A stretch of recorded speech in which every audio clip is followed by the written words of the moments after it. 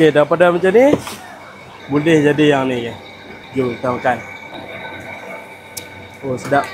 Oh, sayangnya. Kau tengok tu makan tak habis boleh tinggal lagu ni lah. Kau kalau tengok abang makan ni, jangan biar bawa balik ni. Boleh buat macam-macam. Jom kita tunjuk apa yang boleh buat dengan sup gebok. Share resipi mi bandung simple. Jom.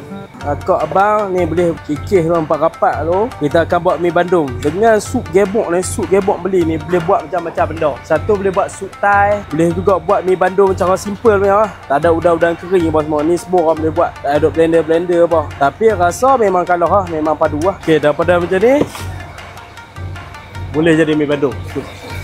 Mula masukkan bawang putih, abang bubuh cili bo satu, sos cili satu. Satu cancur. Cap-kat.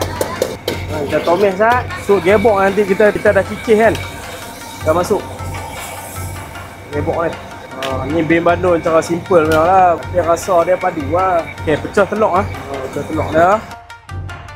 Masuk bawah. Daripada tu boleh jadi yang ni. Daripada buang boleh jadi mi bandung simple ni. Cukup marvelous. Jom kita makan. Oh, sedap. Sebab kuah sup ni dah ada garam, gula semua dah ada. Cuma tambah sos dengan cili bo lah. Lepas tu pecah telur. Tumis bawang putih. Memang sedap, memang sedap. Try resipi ni. Kasih sempoi, jangan tak sempoi.